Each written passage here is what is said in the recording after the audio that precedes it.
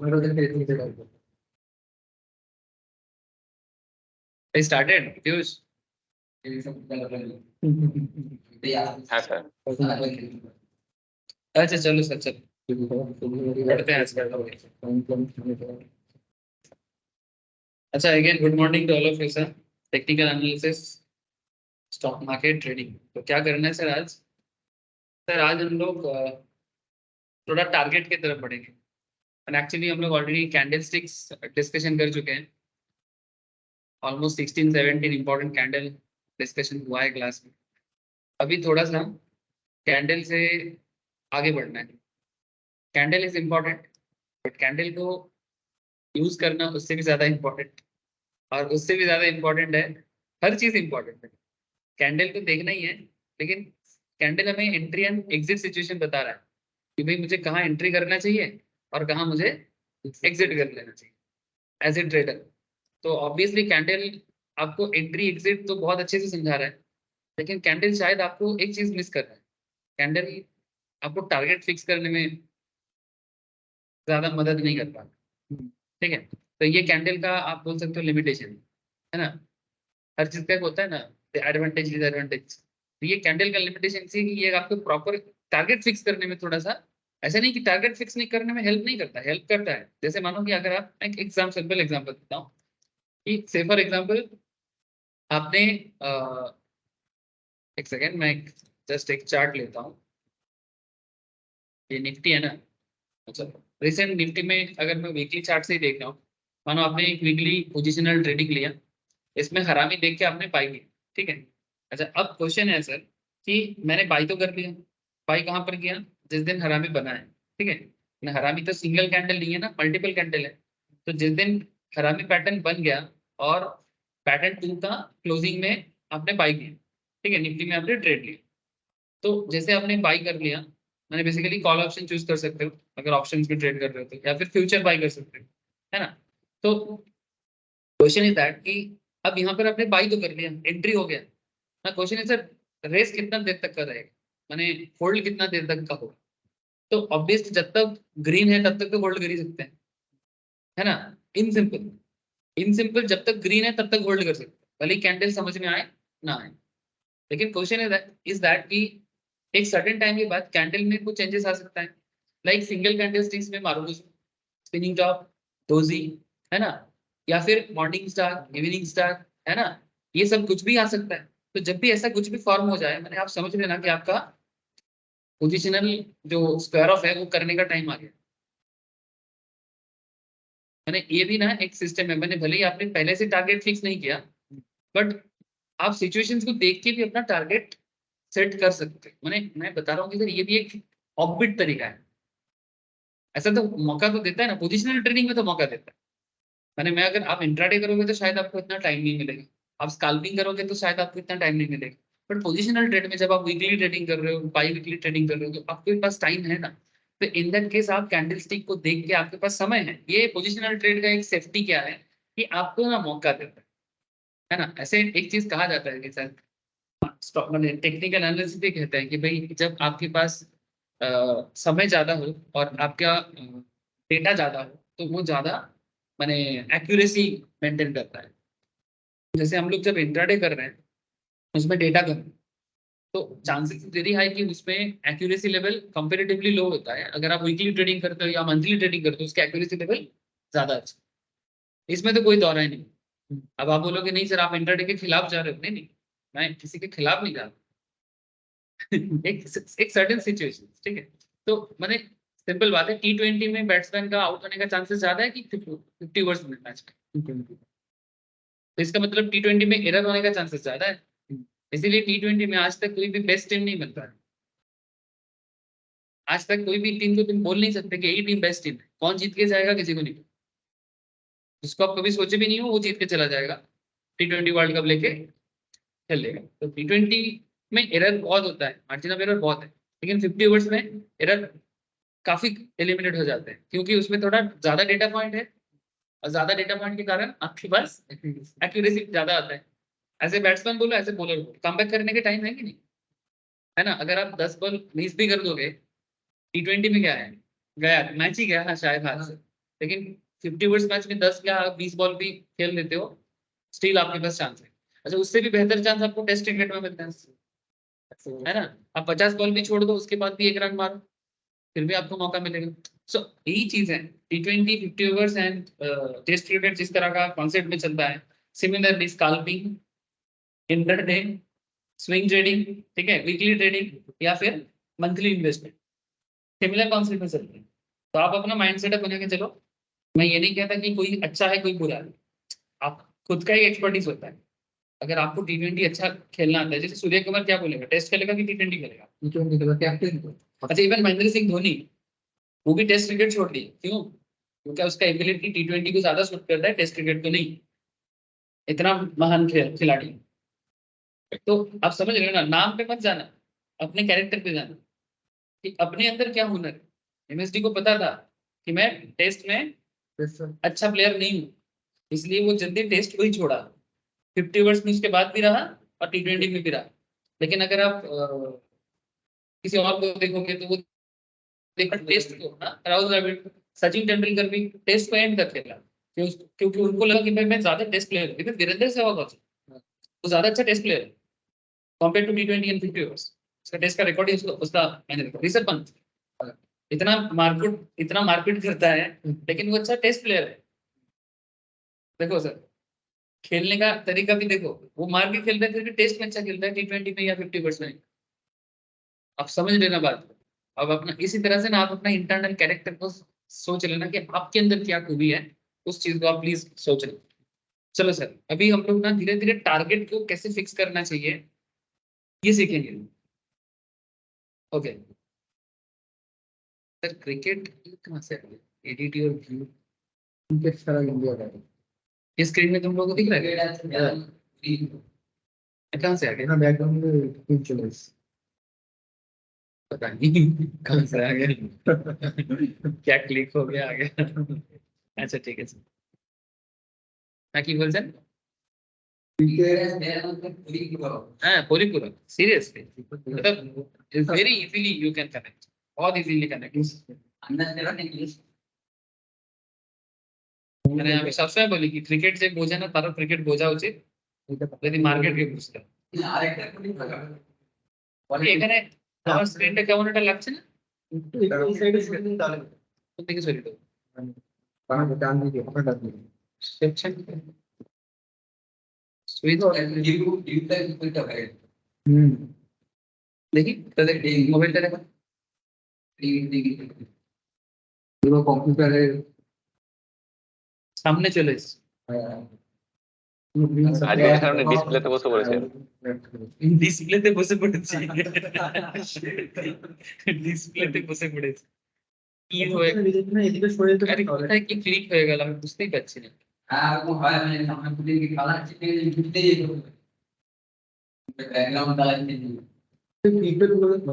এটাতে আবার কি হচ্ছে দেখ, এই যে স্ক্রিনটা পুরো চলে গেল।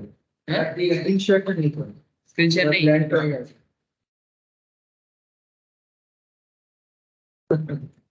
Edit your view. আচ্ছা এরকম করে দেখালে কি তোদের স্ক্রিন দেখতে অসুবিধা হচ্ছে? তাহলে এরকমই থাক না, কি অসুবিধা? প্রবলেম স্যার হবে না, আপনি সেটা আপনারটা একটু ছোট করলে ভালো হয়। ছোট করলে ভালো হয়। মানে আপনার যে ছবিটা দেখা যাচ্ছে না, এটা একটু ছোট করলে মানে ভালো লাগবে। আচ্ছা দাঁড়া, তাহলে ছোট এখানে একটা অপশন দিচ্ছিলাম, ছোট করবো তাই তো, দেখতে ছোট হয়েছে কিনা সেটা বল। না স্ক্রিন নেই, স্ক্রিন দেখা যাচ্ছে না।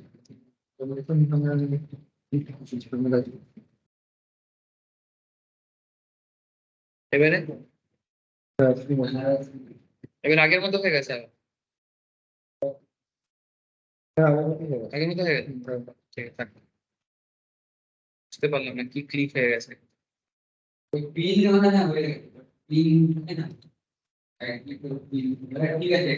ঠিক আছে, এটাতে কি হয় স্ক্রিনটা পুরোটা দেখা যায়।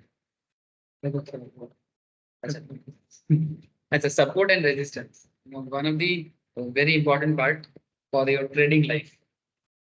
देखो सर, ये कभी भी आप स्टॉक में ट्रेड लो या फिर आप टेक्निकल यूज करके ऑप्शन ट्रेडिंग करो, फ्यूचर में ट्रेड लो, जो भी करना है करो। Support level and resistance level को प्रॉपरली आइडेंटिफाई करना एक बहुत इंपॉर्टेंट पार्ट है। जो support and resistance short term long term दोनों पॉइंट ऑफ व्यू का होता है। तो अगर बहुत ज्यादा शॉर्ट टाइम के लिए ट्रेड लोगे तो उसका सपोर्ट अलग होता है, और अगर आप थोड़ा लंबे समय के लिए करोगे तो उसका सपोर्ट जोन चेंज हो जाएगा। तो ये लंबा सपोर्ट कब बनेगा, शॉर्ट लेवल सपोर्ट कब बनेगा, वो टाइम टू टाइम डिपेंड करता है। जैसे इकोनॉमिक्स में ना एक टर्म होता है short run and long run. This economic terms का। तो इकोनॉमिक्स में अगर तुम प्रोडक्शन पढ़ोगे ना, उसमें भी शॉर्ट रन प्रोडक्शन कैसे होता है वो पढ़ाया जाता है, लॉन्ग रन प्रोडक्शन कैसे होता है उसका भी अलग एक तरीका होता है इकोनॉमिक्स में चीज है। तो सिमिलरली मार्केट तो इकोनॉमिक्स का एक पार्ट है ना। तो यहाँ पर भी ना शॉर्ट रन लॉन्ग रन हर चीज होता है। अगर किसी का इकोनॉमिक्स का नॉलेज डेवलप होता है ना, उसको मार्केट समझना और इजी होता है, क्योंकि इकोनॉमिक्स एकदम बिजनेस के अंदर का बात करता है। So while discussing candlesticks pattern, we had learned about the entry and the stop loss points, है ना? Basic level पे इतना तो जान चुके हैं। However, the target price was not discussed. We will discuss the same in this chapter. The best way to identify the target price is to identify the support and resistance point.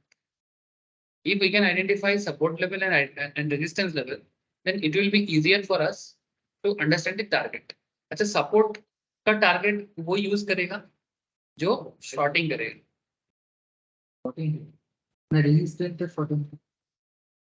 यानी basically वो अच्छा देखो, support zone अगर आपको पता है, मानो obviously resistance नहीं तो हम सेल करोगे। ध्यान से सुनना बात को, वेरी गुड क्वेश्चन सर, मैं समझ गया तेरा को। मैंने बेसिकली हम लोग शॉर्ट सेल कब करते हैं, जब मार्केट अप ट्रेंड में होता है और उसके बाद जब हमें ये फीलिंग्स आता है कि मार्केट गिरने वाला है, any kind of bearish candle देखते हैं या मार्केट में कोई बियरिश मूवमेंट देखते हैं, तब ना जाके हम लोग शॉर्टिंग करते हैं। शॉर्ट माने पहले सेल करो बाद में बाय करो। It's a very simple concept, ज्यादा दिमाग ना लगाओ, ठीक है। आपको अगर समझ में आता है कि मार्केट गिरेगा, आप चुपचाप सेल बटन दबाओ, ठीक है, और अपने अकाउंट में जो भी मार्जिन मांग रहा है, मैंने एटलीस्ट बेसिक्स स्पॉट मार्केट में उतना मार्जिन अवेलेबल रखो, सेल करो और फिर कुछ देर बाद बाई करो। बाकी जो करना है एक्सचेंज करेगा, आपको कुछ नहीं करना। बीएससी करेगा, एनएससी करेगा, that is not your duty. आप बस इतना फॉलो करना। कभी कभी शॉर्ट सेलिंग फ्रीज कर देता है, अगर बहुत ज्यादा मार्केट गिरता है ना तो शॉर्ट सेलिंग बंद कर देता है। उसका अलग एक लिमिटेशन है, वो भी अलग रूल है, इसमें भी नहीं पड़ते। यदि नहीं रहेगी इसमें शॉर्ट सेलिंग করে রেখেছে, হ্যাঁ इंट्राडे वाले स्क्वायर ऑफ करते हैं। अगर इंट्राडे में है ना नॉर्मल, तो स्क्वायर ऑफ ऑटोमेटिक होगा, क्योंकि शॉर्ट सेलिंग का परमिशन सिर्फ इंट्राडे में ही है इन स्पॉट मार्केट में। ऑप्शन मार्केट में अगर तुमको शॉर्ट करना है तो ऑप्शन मार्केट में या फ्यूचर मार्केट में, उसके लिए तुमको फ्यूचर सेल करना पड़ेगा। उसके लिए ऐसा सिचुएशन नहीं है, तब तुम एक दिन का जितना एक्सपायरी डेट है उतना दिन तक आप रख सकते हो, ठीक है। ऑप्शन में भी सेम टू सेम एक्सपायरी तक तो आराम से आप होल्ड कर सकते हो। लेकिन स्पॉट मार्केट में, तो जिस मार्केट में हम लोग एकदम सिंपल जो मार्केट है स्पॉट, देखिए इसको कैश मार्केट में बोलते हैं, ये मार्केट में आपके पास शॉर्ट सेलिंग करने का एक ही उपाय है, दैट इज इंट्राडे। एक दिन ट्राई करके देखना, किसी कंपनी का एक ही शेयर खरीदना, मैंने बेसिकली सेल करना। सपोज तुमको लग रहा है कि ये वाला शेयर गिरने वाला है, तो उसका एक शेयर सेल कर दो और उसको कुछ मत करो। सबसे बेस्ट है ना, experience is the biggest teacher. मैं बोलूं कोई और बोले लेकिन आप एक्सपीरियंस में जो चीज सीखोगे वो आप कभी नहीं भूलोगे। एक दिन एक काम करना, सेल करके रख देना, ठीक है।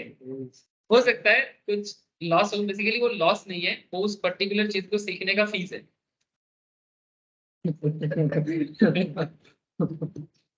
हम लोग लॉस को लॉस क्यों सोचते हैं, लॉस लॉस नहीं होता जिंदगी में।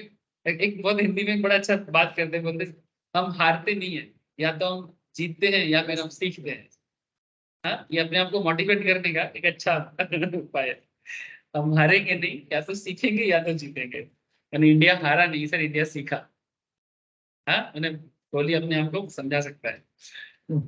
जैसे प्राइम मिनिस्टर जाके समझा रहा था, क्या बाबू विराट कोहली एकदम स्टूडेंट की तरह एकदम चुपचाप रोहित शर्मा का हाथ उसकी पॉकेट से निकाल लिया मोदी बोल रहे कि नेशन आपको देख रहा है। भी करता है। लेकिन इसमें पाकिस्तानी लोग बड़ा खुश हुआ। क्यों? क्योंकि पाकिस्तान में जब कोई हारता है तो उसका पॉलिटिकल लेवल में कोई जाके उनको कुछ नहीं बोलता, उल्टा गाली मारता है कि देश का नाम ये करके आ गया, इस्लाम का नाम ये करके आ गया। ठीक है, तो लेकिन ये कर किया ना तो सहवाग का देखो अपने बच्चे की तरह मानते हैं। हाँ, पाकिस्तानी बड़ा खुश हो। अच्छा देखो यहाँ पर अंबुजा सीमेंट का चार्ट है, इसमें एक हॉरिजॉन्टल लाइन कोइंसाइड कर रहा है 215 के साथ, ठीक है 215। और ये देखो एक हॉरिजॉन्टल लाइन मैंने ये वाला, ये जो काला ब्लैक लाइन है ना जिसमें मैं रेड लगा दिया था, ठीक है। सो 215 जो है ये आपका सपोर्ट लाइन है, ठीक है, नहीं सॉरी रेजिस्टेंस लाइन है।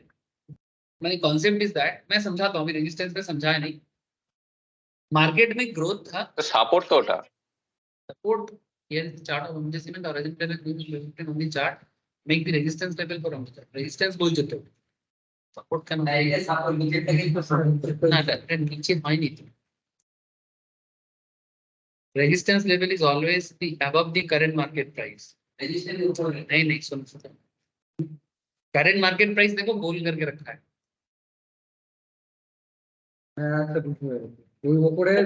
ও আচ্ছা আচ্ছা স্যার 206 চলছে ওই জন্য करंट हाँ मार्केट प्राइस इज 206। आप चार्ट को मत देखो, चार्ट में इंपॉर्टेंट नहीं है। करंट मार्केट प्राइस 206.7 है, ठीक है। और ये जो 215 जो लाइन दिया है ना ये तो उसके ऊपर है। तो कभी भी सपोर्ट लाइन कभी भी करंट मार्केट प्राइस के नीचे नहीं हो सकती, है ना। मैंने करंट मार्केट प्राइस के ऊपर जो लाइन होगा वो हमेशा रेजिस्टेंस होगा, और अगर करंट मार्केट प्राइस के नीचे कोई लाइन है तो वो सपोर्ट होगा। तो इसलिए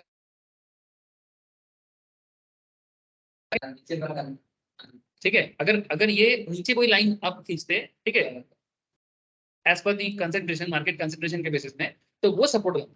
लेकिन यहाँ पर करंट प्राइस 206 है और 215 जो है वो नियर रेजिस्टेंस लेवल है। इसका मतलब ये है, इसका मतलब ये है सर कि मार्केट करेंटली 206 में है, इसका रेजिस्टेंस लेवल 215 में, क्योंकि अच्छा 215 में रेजिस्टेंस क्यों बता रहा है, ये देखो लगातार एक बार, दो बार, तीन बार, रिसेंट ट्रेंड में तीन बार मार्केट यहाँ पर जाके वापस आया, ठीक है। तो ये नियर रेजिस्टेंस लेवल बना के बैठे।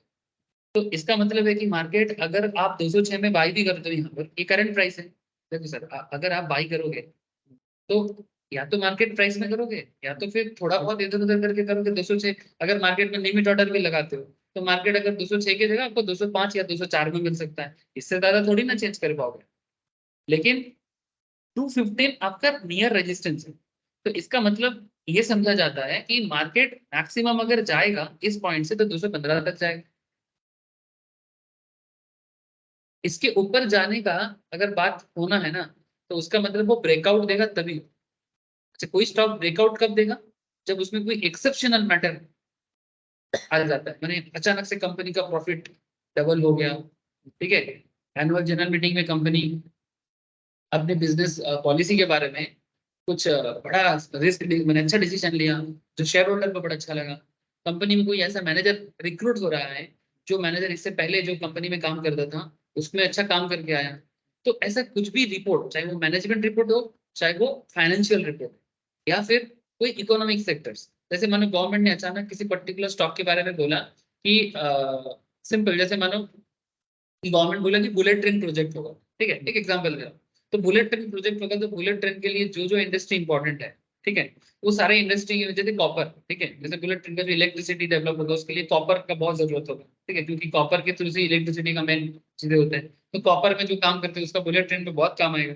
तो ऑब्वियसली इस तरह का कोई भी शेयर उसमें चलाना आएगा, ठीक है, वो ऑटोमेटिकली जंप करेगा।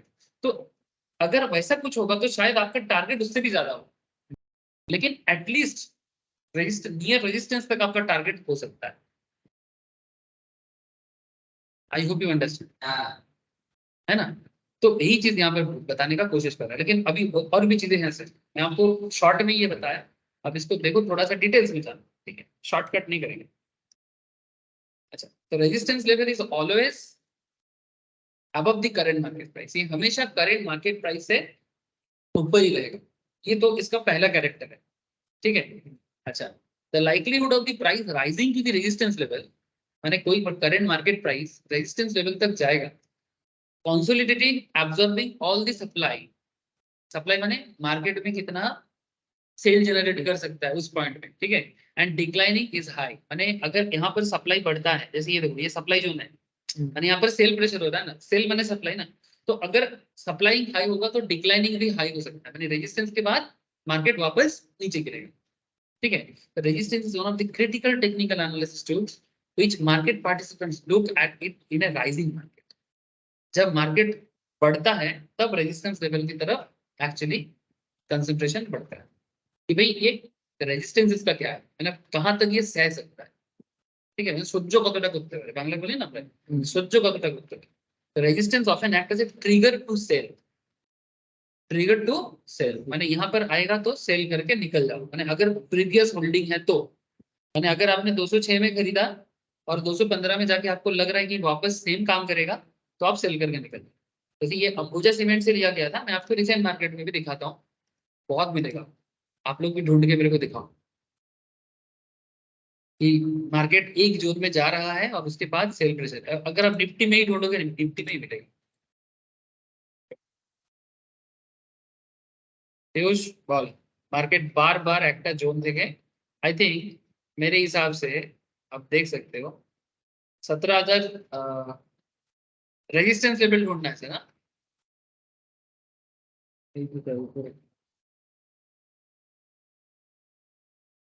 ये वीकली है, अगर मैं इसको डे में लूं आई थिंक दिस वन ना, माने करंट मार्केट जहां पर ये नियर रेजिस्टेंस में ही चल रहा है, करंट मार्केट रेजिस्टेंस में ही है सर, एग्जैक्टली मैं डे चार्ट में देख रहा हूँ सर, ठीक है। अब देखो इससे पहले जुलाई में सेम पॉइंट से नीचे गिरा था, हाँ सितंबर में ऑलमोस्ट थोड़ा सा बढ़ा था लेकिन अल्टीमेटली नीचे ही आना पड़ा।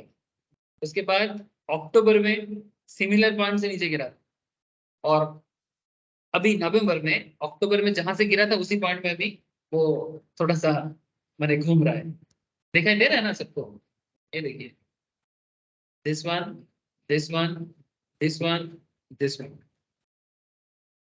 एक बार कंसंट्रेशन नहीं चार चार बार कंसंट्रेट किया है, यानी ये जो 19,831 है ये पूरा मार्केट का पोजिशनल ट्रेडिंग के लिए एकदम बिल्कुल रेजिस्टेंस लेवल में ही मार्केट चल रहा है, माने चांसेस वेरी हाई कि यहाँ से मार्केट गिरेगा अगर सिर्फ रेजिस्टेंस को देखा जाए तो। लेकिन अगर मार्केट में कोई पॉजिटिव मोमेंटम आता है तो वो मार्केट ब्रेकआउट देगा। अच्छा अब देखना है कि शॉर्ट ब्रेकआउट देगा कि लॉन्ग ब्रेकआउट देगा, ब्रेकआउट तो ऑब्वियसली लॉन्ग ही होता है। जैसे मानो यहाँ पर सितंबर में देखो मार्केट इस जोन को छोड़ के 20,000 में चला गया था लेकिन टिक नहीं पाया, ये जो 20,000 का जोन में गया था सितंबर और अक्टूबर के बीच में, क्या वहां पर रह पाया? नहीं रह पाया, तीन तो एक दिन में गैप डाउन दे दिया, देखो एक सेशन के बाद ही गैप डाउन दे दिया और अल्टीमेटली जो उसका सच्चाई है उसी में आ गया। मैंने बेसिकली क्यों नहीं रह पाया, क्योंकि मार्केट अभी भी 20,000 जाने के लायक नहीं बना, कोशिश तो कर रहा है पर लायक नहीं बना। तो जब तक लायक नहीं बनेगा तब तक वो कभी भी उस जोन में नहीं रह पाएगा। मैंने मार्केट में कुछ ऐसा तो होना पड़ेगा जो मार्केट में सच में वो चीज क्रिएट करे। मैंने ये बेसिकली इकोनॉमिक फैक्टर है। निफ्टी 50 का जो 50 कंपनी है, अच्छा निफ्टी 50 सिर्फ नहीं, पूरा overall economic positivity Indian market में कैपिटल का फ्लो, ठीक है, ग्लोबल मार्केट में इंडियन मार्केट के प्रति एक एफर्मेशन, वो चीज डिपेंड करेगा कि अभी आगे मार्केट किधर जाएगा। और इसमें जो 50 कंपनी हमारे हैं ये इसको भी आपको देखना चाहिए कि इसका बिजनेस लेवल में क्या सिनारी। तो कहीं ना कहीं हम लोग अभी उसी जोन में है, इसीलिए देखो मार्केट स्लो पड़ा है 3 दिन से, हम लोग 3 दिन से लगातार देख रहे हैं वही जोन में है। इसका मतलब इंडिसीजन में चल रहा है, हमें फॉलो करना चाहिए। अब प्रॉपर कैंडल स्टिक्स ऐसे एक हैंगिंग मैन बना है, देखो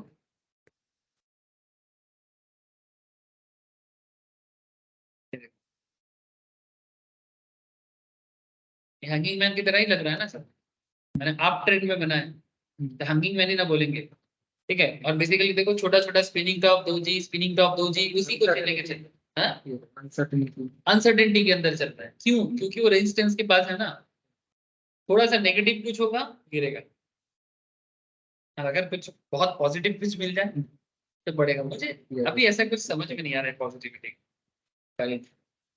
अभी तो मुझे अभी तक तो ऐसा कुछ मुझे समझ में नहीं आ रहा है कि पॉजिटिविटी है। ठीक है, तो अभी मेरे को बहुत पॉजिटिव तो कुछ दिख नहीं रहा है, पता नहीं इंडियन मार्केट है। ठीक है, बोलते हो ये पेट्रोल की सब कुछ रेट हाइक पड़ेंगे आता यूएसए बॉम्ब के पेट्रोल कौन है ऑयल प्राइस एक पूरे से बस यही पॉजिटिव। यही पॉजिटिविटी।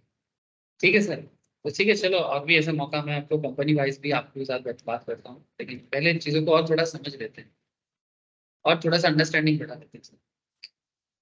तो likelihood of the price rising to the resistance level, consolidating, absorbing all the supply and declining is high।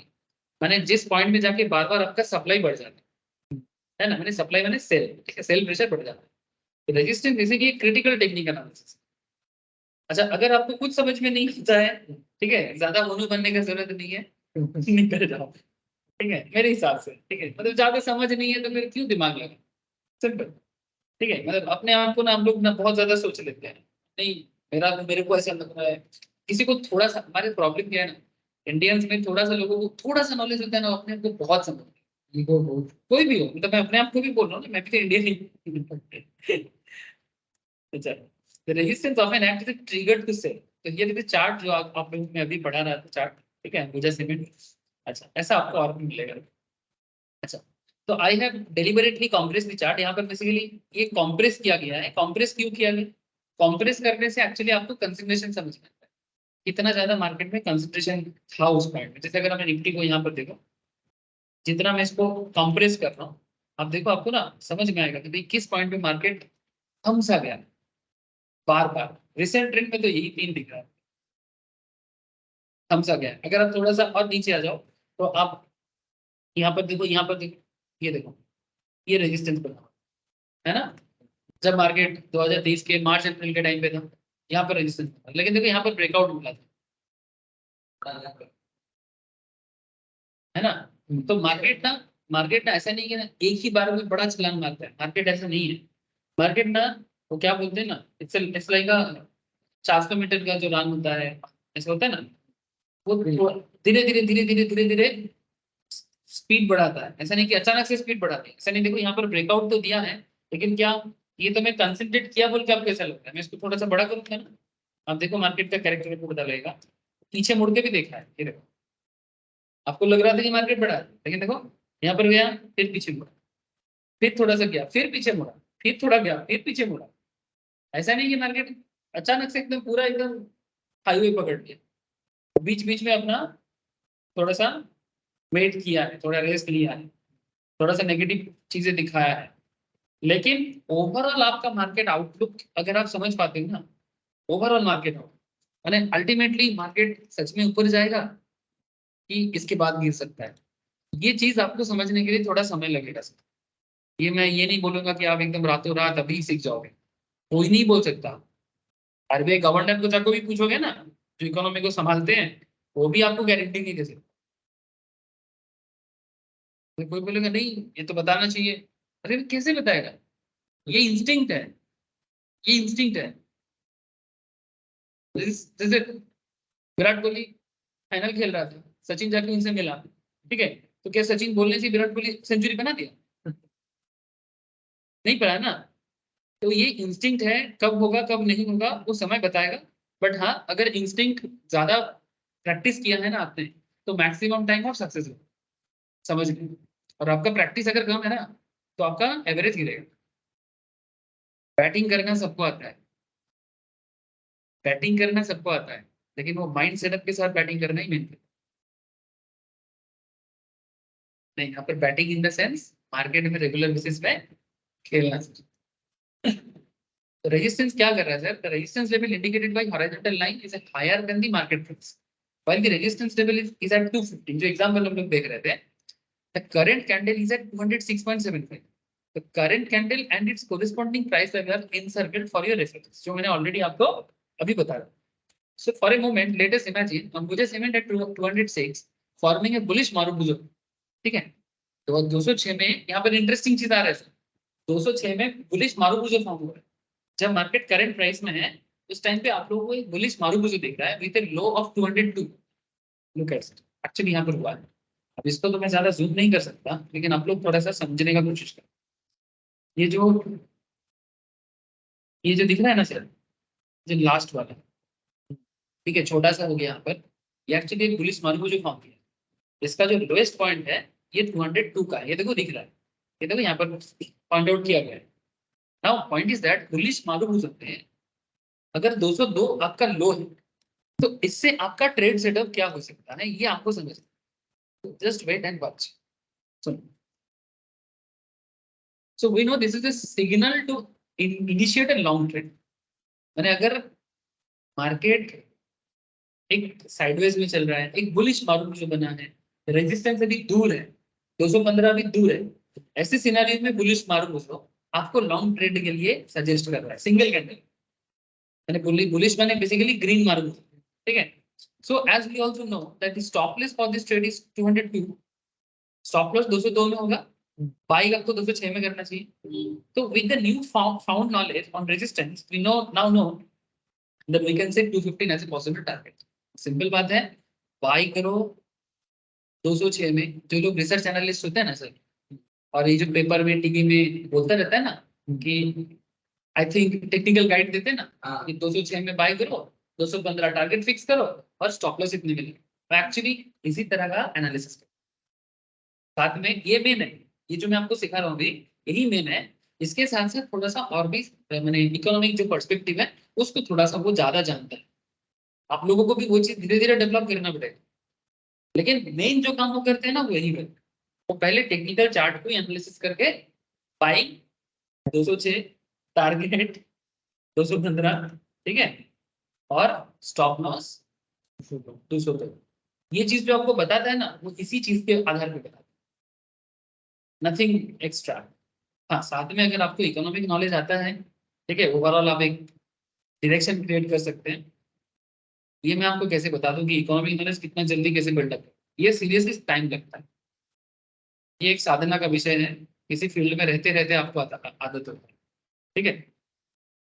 हाँ, एक चीज है कि अगर किसी का फंडामेंटल नॉलेज डेवलप करने का स्किल जनरेट हो जाता है ना, एक कंपनी एनालिसिस करने का, उसको देखने का, कंपनी का एनुअल रिपोर्ट रीड करके मैनेजमेंट क्या कहना चाहता है, मार्केट डिमांड सप्लाई सिचुएशन कैसा है, इंडियन इकोनॉमी कैसा है, फॉरेन के साथ इंडिया का रिलेशनशिप कैसा जा रहा है, ठीक है, एनवायरमेंटल इश्यूज कैसा है, रेन रेन रेन का क्या सिचुएशन है, साउथ वेस्ट मानसून का क्या सिचुएशन है, विंटर का क्या सिचुएशन है, एवरीथिंग मैटर। तो जब सारा चीज एक साथ मिलके काम करेंगे तो आप इकोनॉमी के बारे में एक आइडिया लगा सकते हैं ओवरऑल, सेगमेंट टू सेगमेंट। जैसे देखो ना, मैं आपको कॉटन के बारे में बता रहा था, 15 साल में कॉटन सबसे ज्यादा कम लोएस्ट प्रोडक्शन हुआ, तो इसका इम्पैक्ट इंडियन बिजनेस में आएगा कि नहीं आएगा? हाँ, सारा कॉटन बिजनेस में आएगा।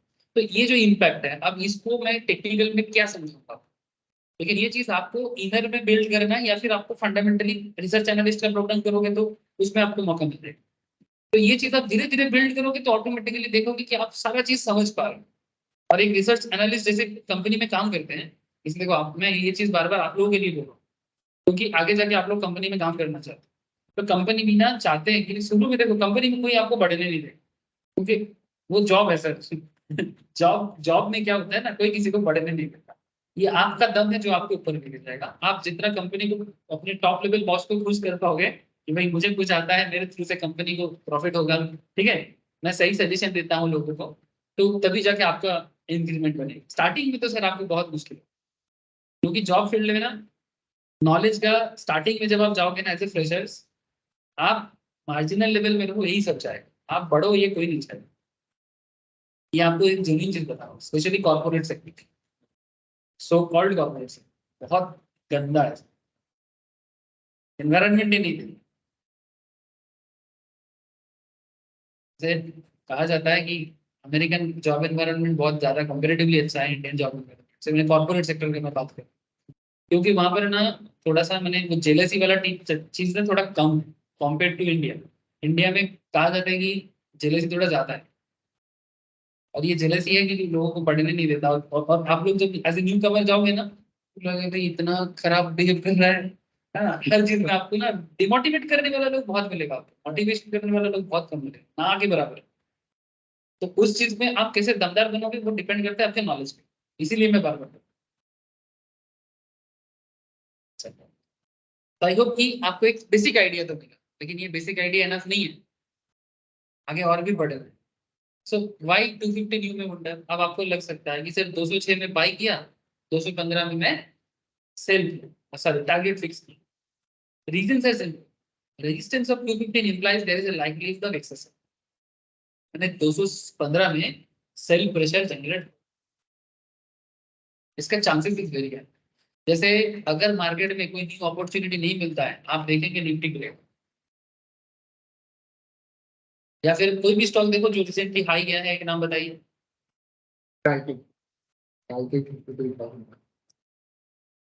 टाटा मोटर्स भी बहुत हाई जा रहा है, लेकिन टाटा मोटर्स का टारगेट और ज्यादा हो सकता है, क्योंकि जैगुआर और लैंड रोवर का सेल बहुत ज्यादा बढ़ गया है, बहुत ज्यादा, माने अनबिलीवेबल लेवल में बढ़ गया है इंटरनेशनल मार्केट। टाटा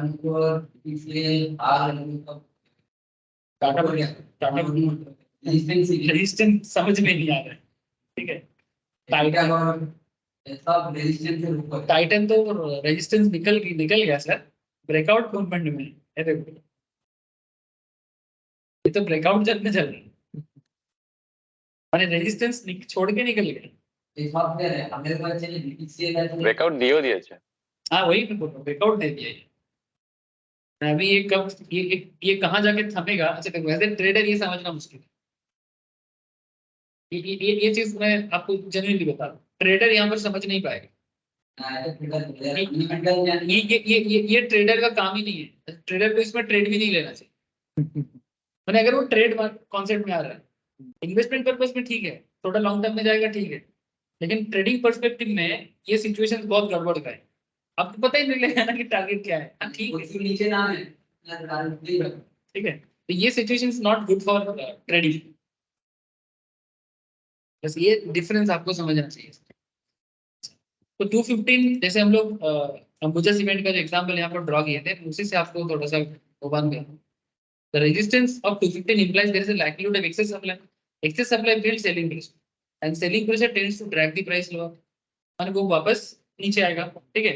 तो for the reason stated above, when a trader is long, जब एक ट्रेडर लॉन्ग सोचता है, लॉन्ग माने bye, he can look at resistance points to set targets. Simple, एकदम, ज्यादा टाइम है नहीं करना। अब चुपचाप अपना रिसेंट मार्केट का कंसंट्रेशन करो, ठीक है। जैसे आप देखो टाइटन में भी आकर देखो, अगर कोई ट्रेड लिया, ठीक है, तो मैं डे चार्ट ही दिखा रहा हूँ। से फॉर एग्जांपल एक अच्छा कैंडल ढूंढ के दिखाओ तो सर, बहुत सारा है, ये देखो हैमर আছে স্যার নিচে। ये देखो यहाँ पर एक हैमर है, वेरी गुड सर, हैमर है, ऊपर से डाउन ट्रेंड है ना, এইখানে একটা মর্নিং স্টার আছে, यहाँ पर ওই যে এখানে আপনি দেখেন না উপরের যে আরামিও আছে স্যার একটু লেফট সাইডে। हरामी কোন ঘন্টা আছে, আপনার ওই অক্টোবর 23 এর ওখানটা করে দেখুন। এইখানে একটা হ্যামার আছে, এটা বলছেন এটা মর্নিং স্টার, মর্নিং না স্টার, না না মর্নিং স্টার হবে না, হবে না মর্নিং স্টার, হ্যাঁ হচ্ছে তো, হ্যাঁ মর্নিং স্টার হবে তো সেটা। ওটাই বলছি, এখানে একটা মর্নিং স্টার আছে, ঠিক আছে। আচ্ছা ঠিক আছে, আর ওইদিকে চলে যায় অক্টোবরে, দেখে নেই অক্টোবরে ওইখানেই স্যার এটা হারামি বললাম। हाँ এই তো हरामी है, ठीक है। तो आपको काफी सारा मौका मिल रहा है, देखिए, ठीक है। तो आप कहीं पर भी एंट्री करिए। अच्छा, एंट्री करने के बाद अब यहाँ पर अगर आपको ट्रेड सेटअप है, तो आपको क्या देखना चाहिए, मानो आपने, मैं अक्टूबर का ही हरामी लिया, मेरे को हरामी पसंद आता है, ठीक है, हरामी वर्ड नहीं सर, हरामी सीरियसली मुझे हरामी पैटर्न अच्छा लगता है। तो मानो ये हरामी में आपने एंटर किया, तो आपका बाई मुझे क्या होना चाहिए, दिस वन, है ना। अच्छा, अब आप देखो, आपको देखना चाहिए कि मैंने बाई किया, देखो बहुत सिंपल है, कोई भी समझ सकता है, कोई रॉकेट साइंस नहीं। 3183 में आप बाई करोगे, ठीक है, 3183 या 3186 जो भी है, इसमें आप बाई करोगे। अच्छा, अब नियर टारगेट क्या होना चाहिए, देखो आपके आंखों के सामने रेजिस्टेंस लेवल बैठा हुआ, ये देखिए। अच्छा, ये तो आपको नहीं पता, ये जो तो आपको पता नहीं है ना, इसको कैंसिल करते हैं, ये तो बाद में करना है। लेकिन लेटेस्ट में ये स्टॉक कहां से नीचे आया है, ये तो आप देख सकते हैं, दैट इज 3300, ये आपका रेजिस्टेंस 3300 आपका रेजिस्टेंस है। तो अगर ये यहाँ पर गिरा है, आपने जब हरामी में ट्रेड लिया, तो आप बेसिकली बाई करोगे 3183 में, और आपका टारगेट होना चाहिए 3300 और आपका स्टॉप लॉस लगना चाहिए ये दोनों दोनों का जो लोएस्ट है मैंने 3100 से थोड़ा ज्यादा मैं कितना हूँ एक सेकंड देख लेता हूँ 3118 3118 या 120 ये आपका स्टॉप लॉस तो बाई करो 3183 में स्टॉप लॉस लगाओ 3120 30 में और 3300 में आप टारगेट फिक्स करो যেখানে আমরা বাই করব তার নিয়ারেস্ট মানে পিছনে তার নিয়ারেস্ট নিচে স্টপ লস আর উপরের দিকে রেজিস্ট্যান্স রেজিস্ট্যান্স তো সেটা আপনার টার্গেট ম্যাক্সিমাম আর দুটোর দিকেও আপনি যেতে পারেন আর পেছনে বড় যদি আপনি টার্গেট ম্যাক্সিমাম রেজিস্ট্যান্স পর্যন্তই রাখবেন ওর বেশি টার্গেট আপনি না রাখাই ভালো কারণ ফার্স্ট রেজিস্ট্যান্স লেভেলটাই টার্গেট হওয়া উচিত তারপর ডেট অফ বেশি লং টার্ম রেজিস্ট্যান্স যেটা হবে না ওটা বুঝতে পারবেন না ওটা ব্রেকআউট জন্য চলে যেতে পারে সেক্ষেত্রে আপনার ট্রেড সেটআপটা নষ্ট হয়ে ভলেই আমার প্রফিট একটু কম হোক তাতে অসুবিধা নেই কিন্তু আমি যেটা ভাবছি সেটা জানো मैं ফার্স্ট ইন্ডিকেশন ठीक है जैसे मैंने देखिए अच्छा अब क्यों मैं इस तरह का बोल रहा हूँ तो देखो नियरेस्ट रेजिस्टेंस तो वहां से एक समझ में आ रहा था इससे पहले भी मार्केट 3300 के पास जाके ये देखो ये वाला देखो थोड़ा नीचे है ठीक है देखो ये 3300 का जो ने जुलाई में भी टाइटन 3300 के आसपास टच किया था कंसंट्रेट नहीं किया था टच किया यहाँ पर थोड़ा कंसंट्रेट किया उसके बाद जब मैंने यहाँ पर मानो सेल कर दिया मैंने तो यहाँ पर सेल कर दिया ना मैं 3300 पे सेल कर दिया लेकिन उसके बाद भी देखो मार्केट उसके बाद फिर से नीचे गिरा तो मतलब 3300 एक्चुअली टाइटन का रेजिस्टेंस चल रहा था from July to October July to हाँ अक्टूबर अच्छा अक्टूबर में वापस देखो आप अक्टूबर में फिर से एक डाउन ट्रेंड दिया उसके बाद देखो फिर से 3300 पे जाके फिर से गिरा उसके बाद फिर से 3300 में जाके कंसंट्रेट हुआ लगातार 3300 जोन में वापस कंसंट्रेट किया है लेकिन इसके बाद मार्केट में ब्रेकआउट अब जो लॉन्ग टर्म के लिए सोच रहा था उसको इस ब्रेकआउट पॉइंट में थोड़ा सा देखना चाहिए था कि हमको लॉन्ग टर्म में जाना चाहिए कि नहीं चाहिए तो उसके लिए आपको एक्चुअली टाइटन का बिजनेस के बारे में जानना है अपॉर्चुनिटीज के बारे में जानना है ये फंडामेंटल एनालिस्ट लेकिन अगर ट्रेडिंग करना था तो वो जोन था ट्रेडिंग करने के लिए टाइटन और वो लगा और ऐसा आपको मिलता रहेगा अच्छा अगर मानो बाई चांस चलो ये यहाँ पर भी मैं आपको और एक चीज मेरे दिमाग में खेल रहा है जैसे मानो ये वाला जो हैमर है नवंबर के कौन सा दिन नवंबर की ये कौन सा डेट है অক্টোবরের हाँ अक्टूबर के लास्ट में देखो डाउन ट्रेंड मार्केट ठीक है डाउन ट्रेंड में आपको यहाँ पर एक हैमर दिख रहा है ठीक है तो हैमर डाउन ट्रेंड में एक अच्छा जोन बना रहा है ऊपर से ये नियर सपोर्ट में देखिए ये सपोर्ट जोन बना हुआ था सपोर्ट से भी नीचे आ गया है ना ये ठीक बोलती तो व्यूअर्स नियर सपोर्ट से अच्छा। नीचे थे तो जब सपोर्ट से भी तो नीचे ভালো आपका প্যাটার্ন मार्केट দেখা है ना बहुत अच्छा पैटर्न है तो सपोर्ट से भी नीचे जब आपका मार्केट प्राइस चल रहा है तो ये एकदम प्योर भी बाइंग जोन यहाँ पर जो मिस कर गया उसको और छक्का मारने का और कौन सा बॉल मिलेगा मैंने आप सपोर्ट से भी नीचे हो अब नहीं खरीदोगे तो कब खरीदोगे मैंने अगर फुल सपोर्ट से भी नीचे आओ देखो दो बार लगातार 2 बार गया 3 बार इसको हाँ ये भी बोल सकते यहाँ पर भी कंटिन्यूशन लेकिन आई थिंक दिस इज ये 2 लेटेस्ट पे चल रहा है सितंबर से नवंबर के बीच में अगर देखो तो सितंबर नवंबर के मतलब आप देखोगे तो ये आपका 3200 में सपोर्ट करेगा 3200 is proper support and 3300 is resistance है ना और इसके बीच में देखो ये घुमा फिरा तो अगर जब मार्केट यहाँ पर आया था 3100 में और जब हैमर बना था this is the perfect time to buy अच्छा अब मानो आपने 3100 में जब हैमर बना 3116 117 में जब हैमर बना तब तुमने बाई किया ठीक है अच्छा इसको बाई करने के बाद आपको ग्रोथ ही मिल गई ठीक है आप कम से कम रेजिस्टेंस तक तो वेट करोगे है ना रेजिस्टेंस पे जाने के बाद यहाँ पर थोड़ा सा डगमगा रहा है देखो थोड़ा थोड़ा आपको डराएगी नहीं डराएगी भय पाई है ना आपका टारगेट फिक्स हो जाता है ना आप सेल करके निकल जाओ आप यहाँ पर बायर थे 3300 के आसपास आप बाइक सेल करके निकल जाओ। अगर कोई बोलेगा नहीं मैं होल्ड करूंगा, लग रहा है कि मार्केट बढ़ सकता है, तो इस केस में आप अपना माइंड सेटअप को दो तरह का करो। मैं आपको एक सिंपल ट्रिक्स बता रहा हूँ। सपोज आपने 100 शेयर पे किए, एग्जाम्पल ना, सपोज आपने 100 शेयर पे टोटल स्विंग ट्रेडिंग किया, आपको लग रहा है कि ब्रेकआउट दे सकता है क्योंकि आपको मार्केट में टाइटन के बारे में एक अच्छा मौका देखने को मिल रहा है। आप एक काम करो, 50-50 करो, 50-50 करो।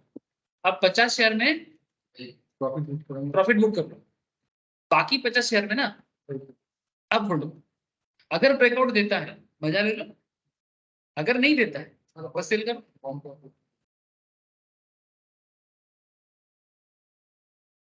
ठीक है सर? तो ये जो चीज मैं बता रहा हूँ आपको, ये देखो कैसे खेलना है, मैंने इनिंग्स को कैसे बिल्ड करना है। फॉलो विराट कोहली,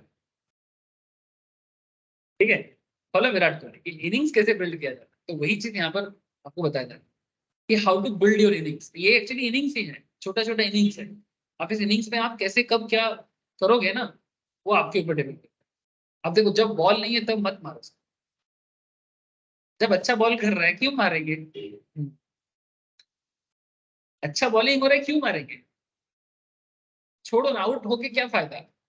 लिक्विडिटी কোনো একটা স্টক হলো এই স্টকে বাইরে গিয়েছে এখন এই স্টকে রেখে দিয়ে কারেন্ট দিয়ে करंट स्टॉक है যে কোনো কারেন্ট স্টকে যান হ্যাঁ যে কোনো স্টকে निफ्टी 50। লাইভ अच्छा पीयूष, निफ्टी 50 का कोई एक स्टॉक के बारे में बता दो जो अभी नियरेस्ट रेजिस्टेंस या सपोर्ट जोन में चल रहा होगा।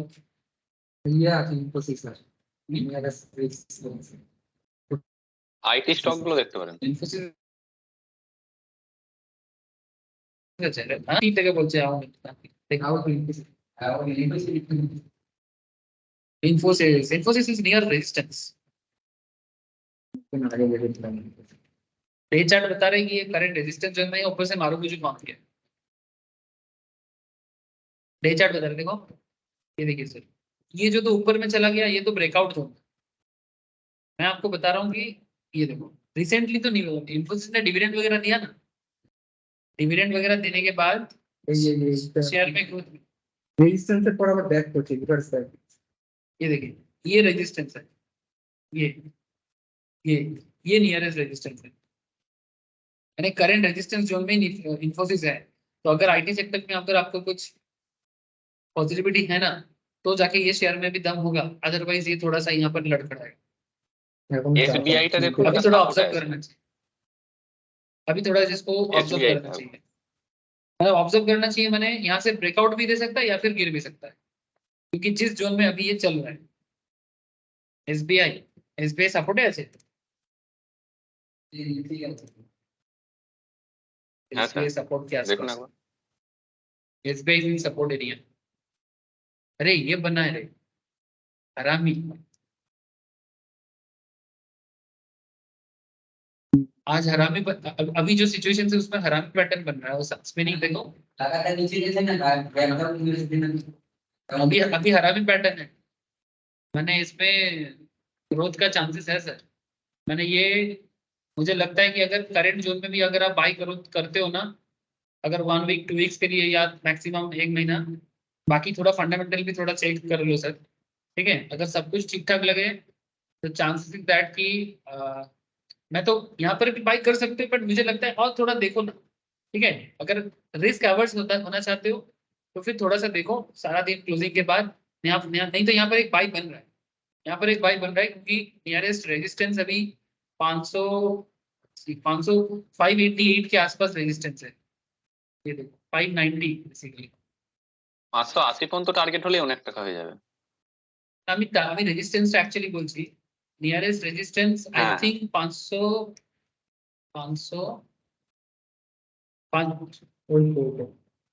এটা ঠিক রেজিস্ট্যান্স হচ্ছে কি? হ্যাঁ এটা এর আগে তো ওটা তো একটা একবার- ট্রেন্ড লাইন টাইপের হবে। ট্রেন্ড লাইন একটা এটা টানলে trend, আপনার এটা ঠিক হচ্ছে।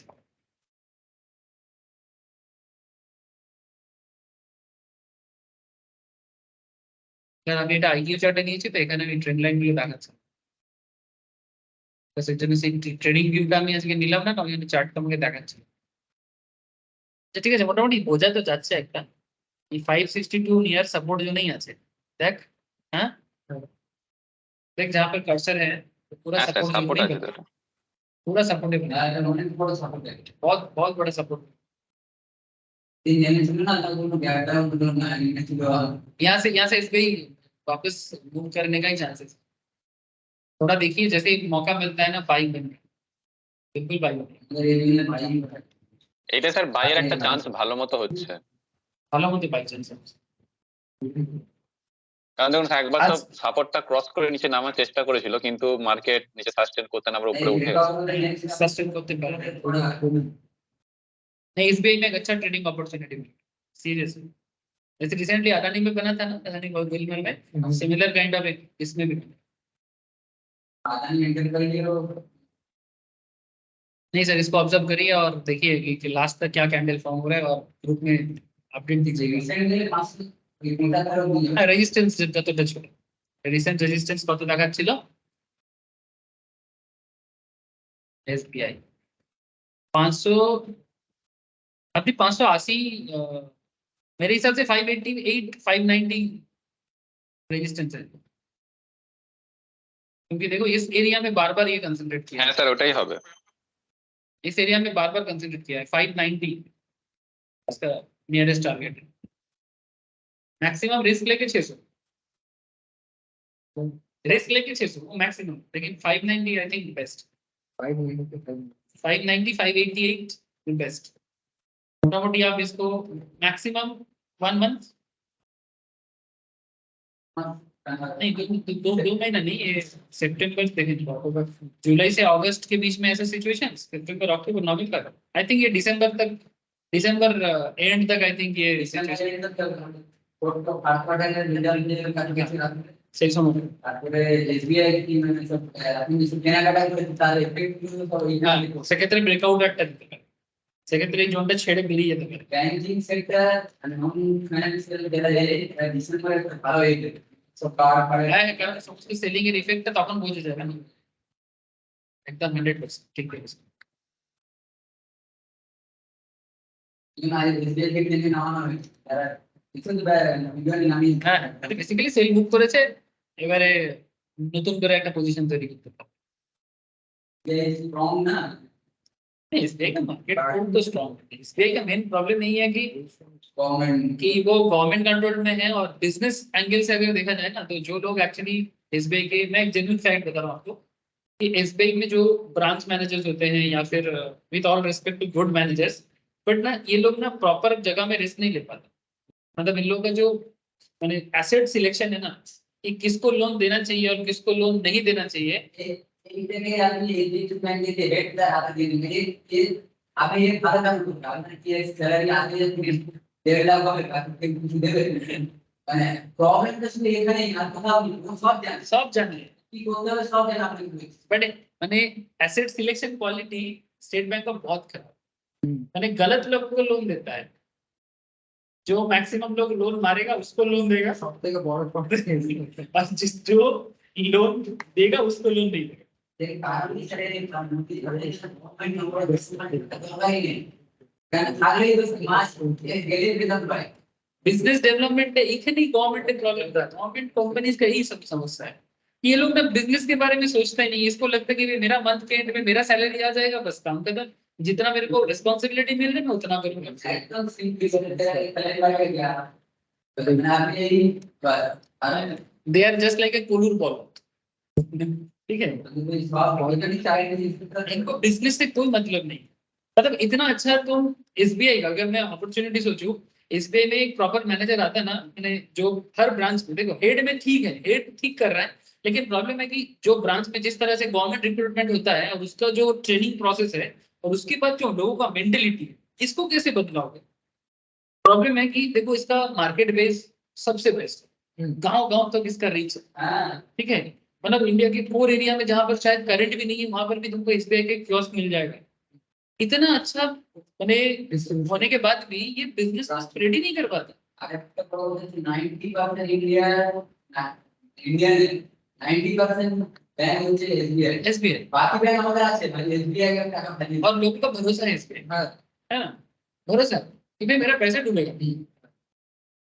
আমাদের তো ছেলেরা এখান থেকে উন্নয়নটাও করে না, ব্যাংক থেকে এসবিআই ট্রান্সফার করে। भाई बाकी पब्लिक सेक्टर में एसबीआई तो ये एसबीआई का इतना अच्छा पहुंच है, पर फिर भी देखो एसबीआई अपने आप को एनहांस नहीं करता। जैसे रिसेंटली एक चीज देखो, रिसेंटली इंडिया में अगर कोई पर्टिकुलर गवर्नमेंट सेक्टर डेवलप किया है, अगर मैं गवर्नमेंट लेवल में बात करूं, तो एक सेक्टर का नाम करूंगा, जैसे उसका शेयर नहीं है market, but company NHAI, national highway authority of India, इसका कमांड किसके हाथ में बोला था? नितिन गडकरी। नितिन गडकरी। गजब आदमी है। मैं इससे बोलते हैं ना, फिदा है, मैं फिदा हूं इसके बिजनेस, इसका जो बिजनेस मॉडल है, इसका जो अप्रोच है, तुम देखो ना, हाईवे डेवलपमेंट देखो जिधर जाओ, वो एजुकेटेड एडुकेटेड तो आरो अच्छा, এখন মিনিস্ট্রি থেকে ম্যাক্সিমাম এদিকে एडुकेटेड तो बहुत है, लेकिन इसका नहीं, एक्चुअली ये आरएसएस का फंड है कि कौन कौन कहाँ रहेगा, वो आरएसएस का फंड है। इसमें ना, जैसे यहाँ पर नॉर्मल पार्टी में क्या होता है कि मैं बड़ा करता है, वहां पर ना कोई अपने आप को बड़ा नहीं कर सकता, आरएसएस जो बोलेगा अल्टीमेटली प्राइम मिनिस्टर बोलेगा, चाहे कोई कुछ भी करे। जैसे बहुत लोग ना पॉलिटिक्स क्रिएट करते हैं कि लाल कृष्ण आडवाणी को प्राइम मिनिस्टर होना चाहिए था, मोदी को नहीं होना चाहिए, ये डिसीजन मोदी भी नहीं लिया, ये डिसीजन मोहन भागवत, क्योंकि वही उन लोगों का मतलब मेन जो पावर हाउस है, ठीक है। तो नितिन गडकरी NHAI को, मतलब नेशनल हाईवे को जिस लेवल पे डेवलपमेंट कर रहे हैं रिसेंटली, इतना दिन से तो इंडिया चल रहा है, हाईवे डेवलपमेंट इससे पहले कहाँ इतना अच्छा हुआ, और हाईवे डेवलपमेंट होने के कारण तो देखो गांव में किस तरह का हमारे स्पीड, मतलब मेरे घर से खड़गपुर का डिस्टेंस 25 to 30 किलोमीटर, पहले वो रास्ता तय करने में 1.5 घंटा लग जाता, अभी अब बिलीव नहीं कर सकते, खड़गपुर टाउन से मैं अपना घर जाता हूँ, आंख बंद करता हूँ, गाड़ी में अगर बैठता हूँ ना, 15 मिनट 20 मिनट से और ऐसे उधर ट्रैफिक सिस्टम बहुत स्लो है, ट्रैफिक बहुत इतना अच्छा डेवलप किया, not just in my home town, मैं और भी स्टेट में जाता हूँ, ऐसा नहीं है, ठीक है, साल में 2-3 बार घूमने भी जाता हूँ, तो जहां भी देखता हूँ, अब झारखंड चले जाओ, इवन झारखंड का जो चीफ मिनिस्टर है शिबू सोरेन, ये शिबू सोरेन का लड़का, उनको डायरेक्टली वो एक टेलीकास्ट हो रहा है, उसमें बता रहे हैं कि भाई मेरे को झारखंड दे दो आप 1 साल में, झारखंड और यूके में फर्क नहीं करेंगे, आपको लगेगा कि यूरोपियन नेशंस में आ गए। नितिन गडकरी एकदम बोल रहे हैं। तो रिसेंटली रेलवे में प्रॉफिट को लेकर कुछ इश्यूज हो रहा है ना, तो कुछ लोग बोल रहे हैं कि गडकरी साहब को रेलवे दे दो, ठीक है, नहीं सीरियसली, उसका जो बेटा है क्या काम करता है, एक्सपोर्ट बिजनेस है, दूध का, मतलब एक्सपोर्टिंग का काम करता है, और दूध के ऊपर काफी इनका फोकस है, मार्शल एवरेसन दूध के ऊपर इनका बड़ा फोकस है, और वो भी ऑस्ट्रेलिया में दूध लेते हैं और फिर वर्ल्ड वाइड इसको सप्लाई करते हैं। तो गडकरी बोल रहे हैं कि भाई इंडिया से दूध क्यों नहीं ले रहे, बोले इंडिया में मार्केट में उतना दूध प्रोडक्शन ही नहीं है जो हम एक्सपोर्ट करते हैं। तो अभी गडकरी साहब उसके ऊपर भी फोकस कर रहे हैं कि इंडिया में इतना दूध प्रोडक्शन करना है जो एक्सपोर्ट करना है, क्योंकि अफ्रीकन नेशंस, पूरा का पूरा अफ्रीका, साउथ अमेरिका दूध खाने के लिए पागल है, दूध लेने के लिए पागल है, पूरे दूध, और इंडिया सबसे बेस्ट दे सकता है, लेकिन लोग तो ये सब चीज कर ही नहीं रहे। और गडकरी साहब वही बोल रहे हैं, हमें इंफ्रास्ट्रक्चर डेवलप करना है, लोगों को एडुकेट करना है, जो चीज हमारा पुराना चीज है ना उसको वापस लाना है, और इंफ्रास्ट्रक्चर डेवलप कर ही रहे हैं। इंडिया में तो हमारे सिलिको का गवर्नमेंट नहीं, एग्रीकल्चर ही सिलिको एकदम वर्ल्ड को खिला देते हैं, सारे वर्ल्ड को, सारा देश में नहीं खाना बने, तो इंडिया बनाएगा ना, सारे वर्ल्ड को खिला देगा। अच्छा, the next obvious question is how do we identify the resistance level? Identifying price points as either a support or resistance is extremely simple. The identification already हो गया sir, identification process is same for both support and resistance. जैसे आप support को देखोगे वैसे आप resistance को भी देखोगे, बट देखना ये कि current market price is below the identified point, it is called resistance, else it is called. तो करंट मार्केट प्राइस कहां पर है, अगर माने मार्केट का जो करंट मार्केट प्राइस से ऊपर है कंसंट्रेशन जोन, तो वो रेजिस्टेंस है, और अगर करंट मार्केट प्राइस से कंसंट्रेशन जो नीचे है तो वो सपोर्ट है। Since the process is the same, let us proceed to understand support and we will follow it with support and resistance properly. जैसे यहाँ पर देखो रेजिस्टेंस तो आपको समझ में आ ही गया, सपोर्ट भी आ गया, पर फिर भी एक बार डिटेल्स कर लेते हैं। So having learned about resistance, understanding the support level should be quite simple and intuitive. As the same suggests, support is something that prevents the price from falling further. Support क्या है कि वो शायद उस zone से market को और गिरने नहीं देगा। ये सिंपल बात है सपोर्ट का। तो support level is price point on the chart when the trader expect maximum demand. मतलब जिस पॉइंट में इकोनॉमिक्स में जैसे हम लोग सोचते हैं ना, डिमांड कहाँ क्रिएट होता है, जब सस्ता होता है। ठीक है, इकोनॉमिक्स एकदम प्योरली कहते हैं other thing remaining constant if the price of a commodity decreases quantity demand increases, है ना। जब किसी चीज का दाम कम होगा उसका डिमांड बढ़ेगा। एक सिंपल इकोनॉमिक्स है, वही सिंपल इकोनॉमिक्स सपोर्ट जोन में काम करता है। सपोर्ट जोन में डिमांड जोन, जहां पर दाम सस्ता है इस जोन में डिमांड बढ़ेगा। अब आपका प्रोडक्ट का एनालिसिस कैसे है उस पर भी डिपेंड करता है। देखो दाम तो बहुत चीजों में कम होता है लेकिन प्रोडक्ट भी डिपेंड करता है ना कि उसका डिमांड होगा कि नहीं होगा। इट्स लाइक आई थिंक आपको समझ में आ रहा है। तो coming into the stock index, stock or index, whenever the price falls to the support line, it is likely to bounce back. The support level is always below the current market. हमेशा current market price से support level हमेशा नीचे रहेगा। So this is maximum likelihood that the price could further fall.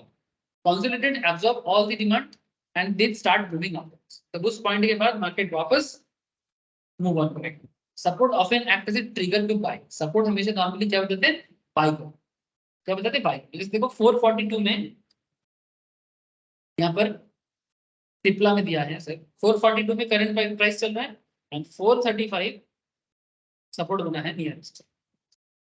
माने ये देखो यहाँ पर पहले भी बात, ये देखो इस पॉइंट पे मार्केट गिरा था, उसके बाद देखो मार्केट फिर से बढ़ गया था। ये देखो यहाँ पर फिर से गिरा, फिर से उसी पॉइंट से ऊपर गया, तो वापस मार्केट गिर रहा है ना। लेकिन कितना तक गिर सकता है, सपोर्ट तक मैक्सिमम आ सकता है। तो इसका मतलब ये है कि अगर 442 में मार्केट है तो ये मार्केट 435 तक आ सकता है। ठीक है, तो अगर 435 में आ जाए तो एकदम बेस्ट बाइंग जोन बनाता है। सिमिलरली सपोर्ट को और एक तरीका है सपोर्ट के यूज करना। अगर आप शॉर्ट सेलर हो, अगर आप मानो मार्केट में आप ट्रेंड में उसको आपको लग रहा है कि अभी गिरेगा, तो आपका टारगेट क्या होना चाहिए, सपोर्ट।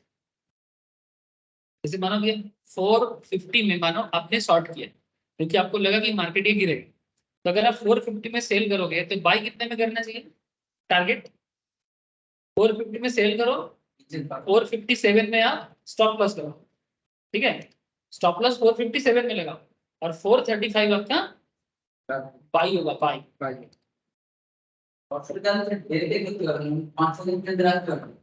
ওটার জন্য ফিউচার বা অপশন সবাই করতে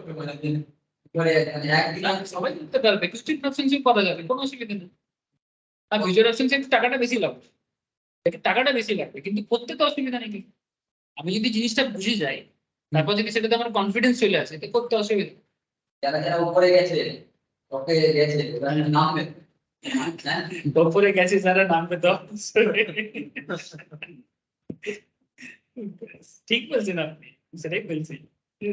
আমি এটা একদম সেন্টিমেন্ট যে উপরে উঠতে জানি কারা উপরে উঠে আছে সেটা তুই জানিস তাই না, সেটা নাম। এবারে যদি কিছু নেগেটিভ সিচুয়েশন হয় তাহলে নাম চান্স পাবে, তারা ওই সাপোর্ট লেভেলে অবধি না, সেক্ষেত্রে টার্গেটটা সাপোর্ট হবে। মানে শর্ট সেল করলে টার্গেটটা সাপোর্ট হবে, আর যদি আমি নিউ পজিশন নিতে যাই তাহলে সাপোর্টটা আমার বাই फॉर न्यू एंट्री।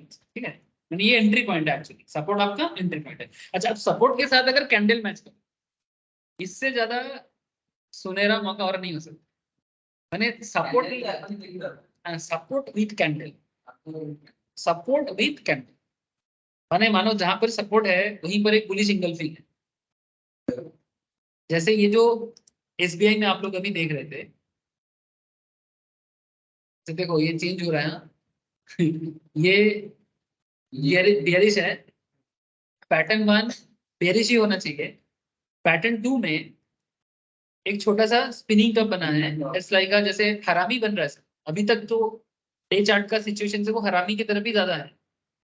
बेहतर होगा कि ये थोड़ा ग्रीन होता, यानी कॉन्फिडेंस मिलेगा। लेकिन अगर ग्रीन ना भी हो तो भी आप इसको, अगर स्पिनिंग कप या दोजी है तो कलर इतना मैटर नहीं करता, बट फिर भी अगर ये ग्रीन कलर में क्लोज होगा तो आपको ज्यादा कॉन्फिडेंस देगा।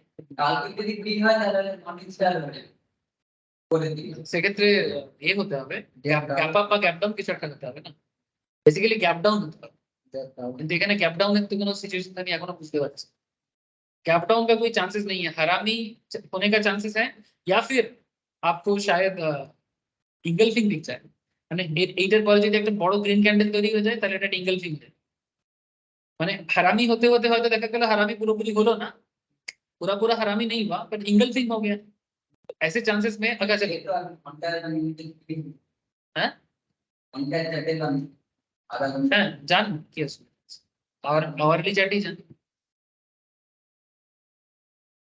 ये देखो आज का आवर्ली चार्ट अभी तक इसका क्या सिचुएशंस डेवलप किया है, इसमें बेसिकली दो ही कैंडल, आवर में भी कुछ समझ में नहीं आएगा, मिनट के चार्ट में चलते 10 मिनट्स 15 मिनट के चार्ट में ये डाउन ट्रेंड में ही, अभी भी डाउन ट्रेंड है, अभी भी ये डाउन जाने का ही चांस, इसीलिए तो रेड है ना पैटर्न टू, इसीलिए तो रेड है डे चार्ट में, इसीलिए तो पैटर्न टू रेड है, माने अगर आपको करंट मूवमेंट देखना है तो शॉर्टर सेशन में, अगर आपको पूरा होल सिचुएशन समझना है ब्रॉडर सेंस में तो आप डे चार्ट, हाँ ऑब्वियसली, और अगर आप वीकली देखोगे तो वीकली चार्ट क्या बता रहा है, वीकली चार्ट अभी भी इसका ट्रेंड को डाउन में ही रखा, एक हैमर फॉर्म हो रहा है, वीकली भी सपोर्ट में ही है, वीकली भी सपोर्ट में, देखो लास्ट जितना भी आप वीक देखोगे ये देखो सपोर्ट जोन में ही ये घूम रहा है, वीकली में भी सपोर्ट है, तो चांसेस इज वेरी हाई कि ये इस पॉइंट से मूव बैक करे,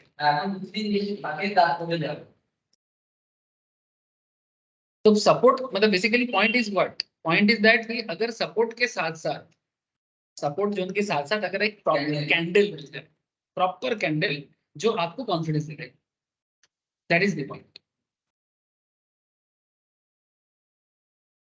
तो व्हाट मेक्स 435 टारगेट वर्दी, मतलब आपको 435 जो टारगेट आपने बनाया था मतलब शॉर्ट सेल किया आपने, देखो तो support level indicated by the horizontal line is below the current market price, while the support level is 435, the current candle is 442.5, the current candle and its corresponding price level are inserted, like we did while understanding resistance, let us imagine a bearish pattern formation, perhaps a shooting star at 442, ठीक है, मानो कि आपको 442 में shooting star मिलता है, आप लोगों को पता है शूटिंग स्टार कैसे होता है ना, shooting star with a high of 446, clearly with the shooting star the call is to short signal, अगर आपको सपोर्ट जोन में शूटिंग स्टार मिल रहा है, सॉरी रेजिस्टेंस जोन में शूटिंग स्टार मिल रहा है और सपोर्ट आपका 435 में बना हुआ है, तो ऑब्वियसली आप शॉर्ट कर सकते हो, मैंने बेसिकली ये जो है ना सर इसमें जो चार्ट दिया हुआ है,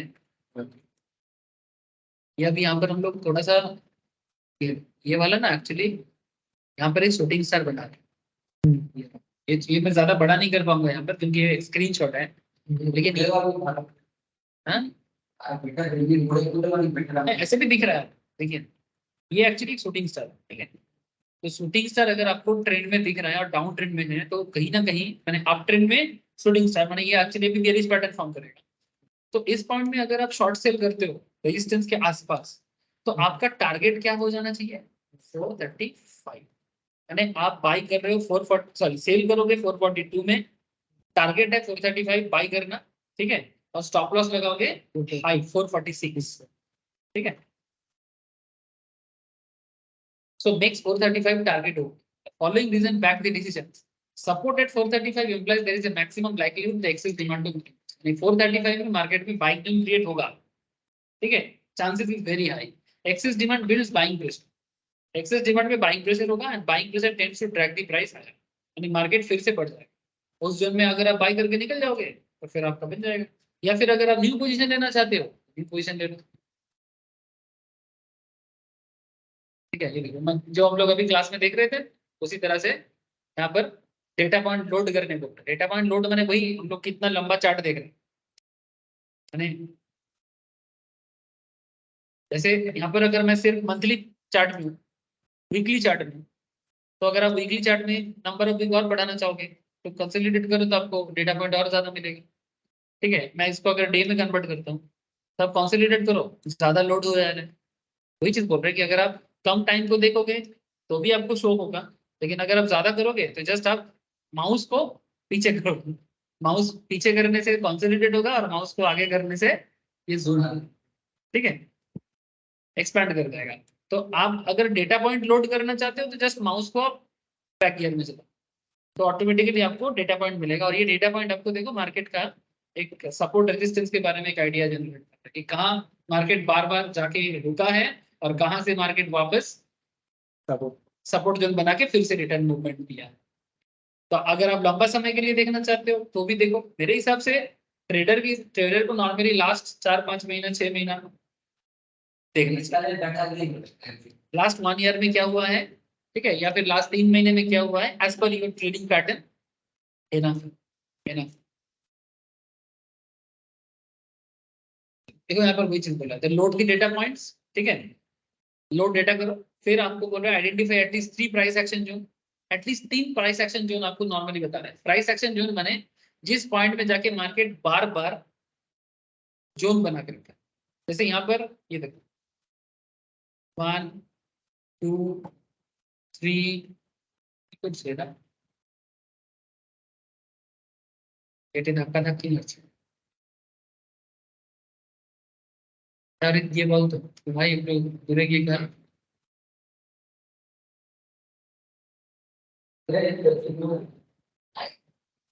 লাল টুপি বড় এই দুই হবে না কি আন্দোলন কি তারপর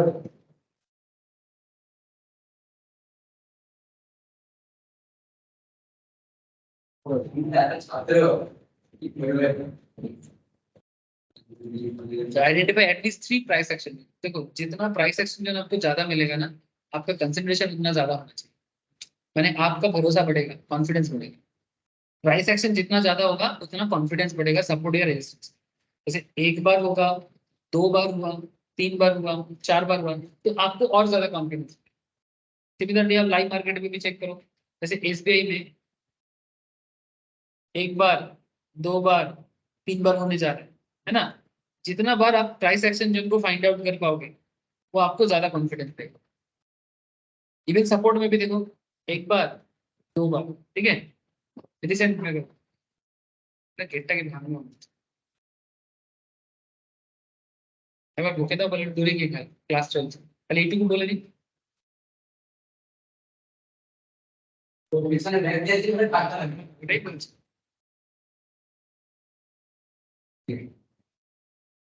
সেরকম তেমনি দূর তো হবে।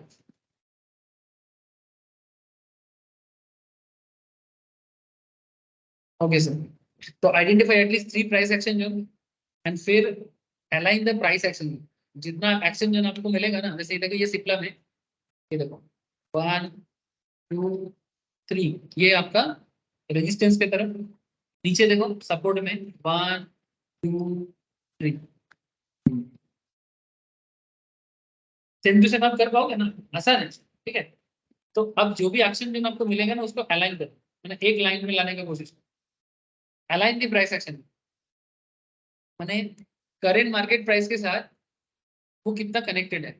When you look at 12-month chart, it is common to spot many price action. 12 महीना देखोगे तो ज्यादा मिलेगा, but the trick is to identify at least 3 price action जो at least same price level।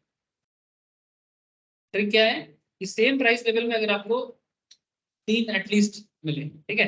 तो फॉर एग्जांपल दिस चार्ट में 2 price action zone are identified but they are not at the same price count. 2 action zone तो मिला है पर same zone में नहीं है, एक 442 में है तो एक 418 के आसपास, एक 420 में है, एक 442 में है, तो ये नहीं चलेगा। प्राइस एक्शन मैंने जहां पर कंसंट्रेशन है, मार्केट साइडवेज रहा है काफी दिनों तक, उसे प्राइस एक्शन जोन कहते हैं, ठीक है। तो अगर दोनों प्राइस एक्शन जोन का रेंज अलग अलग लेवल में है तो फिर उसको उतना भी इंपॉर्टेंस नहीं देना चाहिए। But this is perfect. Look at 420 में देखो 1 बार 2 बार 3 बार सेम जोन में बार बार कंसंट्रेट हुआ है, तो ये आपका सपोर्ट या रेजिस्टेंस को डेवलप करता है। अब आपको आगे देखना है कि जैसे अगर करंट मार्केट प्राइस 442 है और प्राइस एक्शन जोन उससे नीचे है तो ये क्या बनेगा, ये सपोर्ट बनेगा।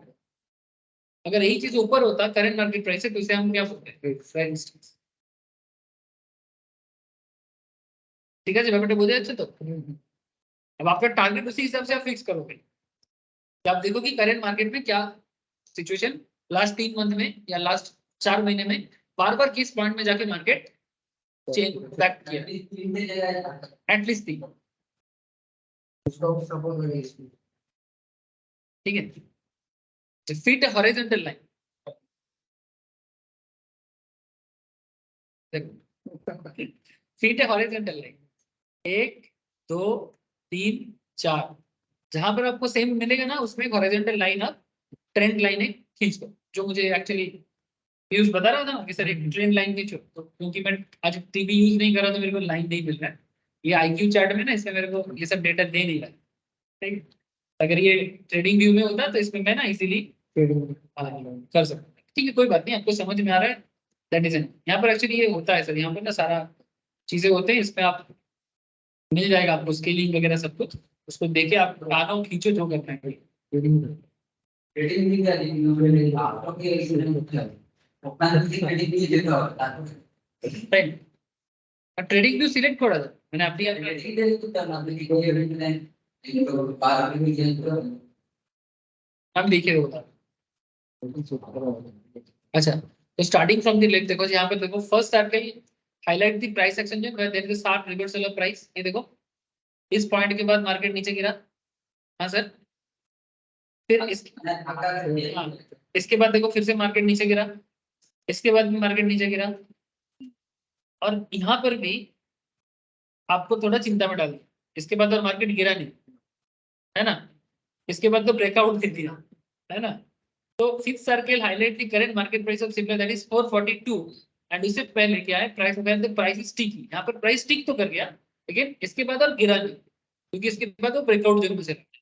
तो इस तरह से आपको लगातार जब आपको मिलेगा ना तीन प्राइस एक्शन, 4 प्राइस एक्शन, ठीक है, जितना ज्यादा मिले उतना बेहतर, उतना स्ट्रॉन्ग बिलीव आपका बनेगा, ठीक है।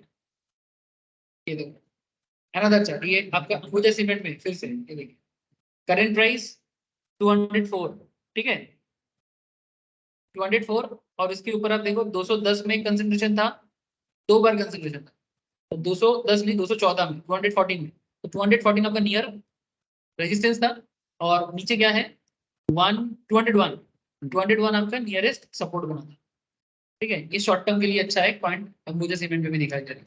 तो सिमिलरली आप भी डेवलप करो, आप लोगों का यही होमवर्क रहेगा। हिंदुस्तान नहीं मिल रहा हिंदुस्तान नहीं जाबो ना तो वीकली सर HUL हां के लिए हिंदुस्तान यूनिलिवर वीकली चाहते हैं आपका कौन चार्ट है, वीकली चाहते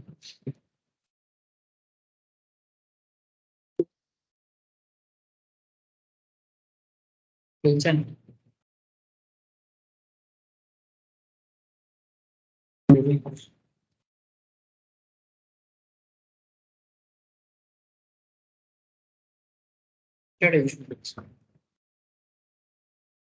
हिंदुस्तान यूनिलिवर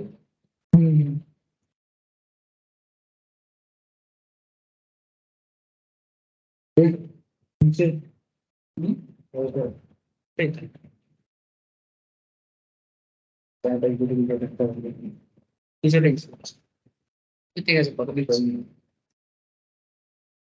अच्छा, तो current price of Ambuja cement से हम लोग को ये भी पता लग गया सर कि हम लोग प्राइस एक्शन जो है किस तरह से आइडेंटिफाई कर सकते हैं। Now final concept is that reliability of the support and resistance, मतलब आप सपोर्ट रेजिस्टेंस पे कितना भरोसा कर सकते हो, how much you can rely on support and resistance. Support and resistance lines are only indicative of a possible reversal of price. They by no means should be taken as for as certain. मैंने इतना भी निश्चित तरीके से ना समझ लो कि ऐसा ही होने वाला है, पॉइंट भी नोटेड है। Like anything else in technical analysis, one should weigh the possibility of an event occurring in terms of probability. तो ये आपका probability है, जैसे स्टैटिस्टिक्स में चैप्टर होता है ना मैथ्स में, probability चांसेस कितना है, तो ऑब्वियसली सपोर्ट रेजिस्टेंस आपको प्रोबेबल सिनेरियो बताता है बट एग्जैक्टनेस नहीं बताता। नाउ क्वेश्चन इज दैट, तो फिर क्या सपोर्ट रेजिस्टेंस फॉलो नहीं करना चाहिए? नहीं सर, करना तो चाहिए, क्योंकि एवरीथिंग इज प्रोबेबिलिटी, दुनिया में हर चीज प्रोबेबल है। There are very few fix things, very few fix चीजें होते हैं, मैक्सिमम चीज प्रोबेबिलिटी होता है कि एज पर द सिचुएशन ऐसा हो सकता है। जैसे सन का ईस्ट में राइज होना फिक्स्ड है, वो तो universal ठीक है, वो यूनिवर्सल ट्रूथ है।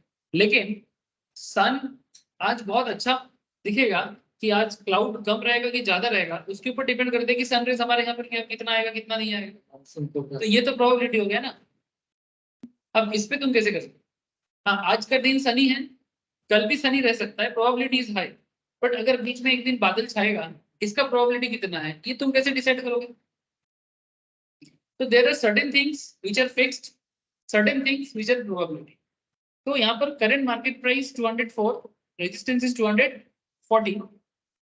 Expectation here is that Ambuja Cement starts to move up at all. It is likely to face resistance at 214, meaning 214 sellers could emerge who can potentially drag the price lower. 214 में क्या होगा? Seller का entry होगा और वो price को नीचे करेगा क्योंकि वो रेजिस्टेंस में। In other words, what is the dependence of the resistance line? Honestly your guess is as good as mine. ठीक है, माने आपका गेसिंग, मेरा गेसिंग, सबका एक उतना ही अच्छा है। अब इसके बारे में कहना मुश्किल है, ये मैन टू मैन वैरी कर सकता है।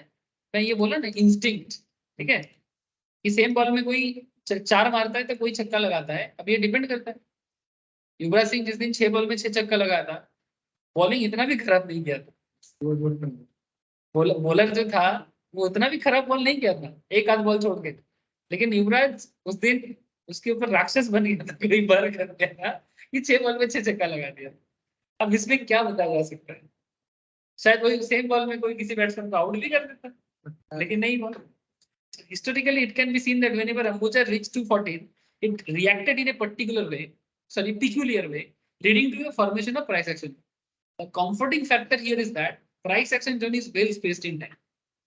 Comforting zone को ना एक टाइम दो, माने जहां जहां प्राइस एक्शन बन रहा है ना, एक मतलब ऐसा नहीं कि यहाँ पर थोड़ा सा बना फिर संगे संग भी और बना, ऐसा नहीं।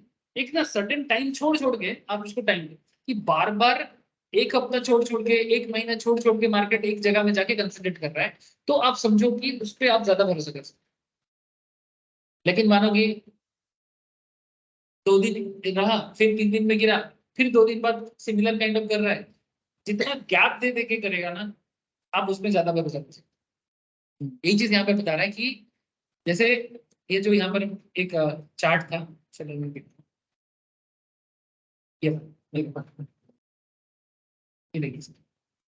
ये देखिए गैप देखिए, जैसे जितना बड़ा गैप देके करेगा ना, उसमें आप ज्यादा भरोसा कर सकते हैं। जैसे ये गैप थोड़ा छोटा है पर फिर भी ये गैप मेंटेन किया है ना, ये जो 2 गैप है, ये भी एक अच्छा गैप बना है ना। लेकिन मानो कि ये दोनों गैप, ये दोनों में ज्यादा गैप नहीं, तो फिर ना आप उसको ना प्रॉपरली एक्शन जब नहीं कर साइडवेज, वो साइडवेज मार्केट का ही एक पार्ट है। माने एक गैप दे दे के अगर मार्केट बार बार अपना कंसंट्रेशन बना रहा है, तो इस पे भरोसा बनता है। माने इसमें ना उसका एक नेचुरल कैरेक्टर सामने आ जाता है कि भाई ये स्टॉक ऐसा ही कैरेक्टरिस्टिक का है। जैसे इंसान का एक कैरेक्टर होता है। जैसे मैं आपको अपना एक सिंपल कैरेक्टर बता रहा हूँ। मैं कभी कभी ना सुबह 5 साढ़े 5 बजे या 6 बजे उठने का कोशिश करता हूँ। 7 दिन में बहुत खराब है मेरा हैबिट हार्डली राइजिंग की हैबिट। सिर्फ जब बचपन में रामकृष्ण मिशन में पढ़ता था, तब उस टाइम पे मार खा खा के उठना पड़ता था, ठीक है, वो मजबूरी था नहीं तो पिछवाड़ा लाल कर देता था। लेकिन उसके बाद से मेरा बेसिक नेचर है 7 साढ़े 7 8 बजे उठने का। 8 मैक्सिमम खराब है, 7:30 7 मेरा नॉर्मल नेचर है। तो कभी कभी यहाँ पर भी मैम थोड़ा गुस्सा हो जाते हैं मेरा लेट राइजिंग के कारण। तो मैम 2 दिन अगर डांट देगा ना, मैं एक सिंपल बात करूँ, कोई फैमिली में से होता है, 2 दिन डांट दिया ना, तो फिर मैं तीसरा दिन ना सुबह उठ जाऊँ, ठीक है, 6 बजे उठ के एकदम परफेक्ट मैन की तरह बन जाऊंगी। लेकिन मेरा बेसिक नेचर तो वो नहीं है ना, तो ऑटोमेटिकली एक हफ्ता बाद मैं वही 7:30 में वापस कन्वर्ट। अब मेरा पॉइंट समझना से, ठीक है। तो ये जो एक ह्यूमन बीइंग का नेचर है ना, ये नेचर उसको सपोर्ट और रेजिस्टेंस को बनाता है। सेम चीज स्टॉक का भी होता है। अब आप बोलोगे सर आप अपनी पर्सनल लाइफ का चीज के साथ स्टॉक कैसे समझ?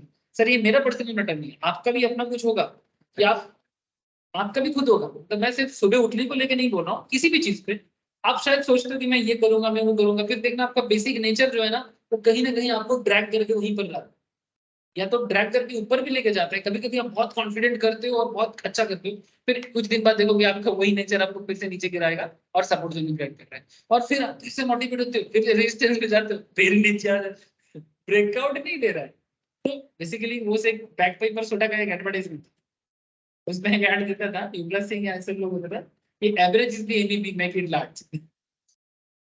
ठीक है, वो एक टैगलाइन था, average is the enemy make it large. तो ये जो एवरेज कॉन्सेप्ट है ना, वो सपोर्ट और रेजिस्टेंस के बीच में चलता है। ये एवरेज चीज से अगर कोई कंपनी या कोई स्टॉक कुछ एक्स्ट्रा ऑर्डिनरी करता है तो ही जाके वो ब्रेकआउट या ब्रेकडाउन।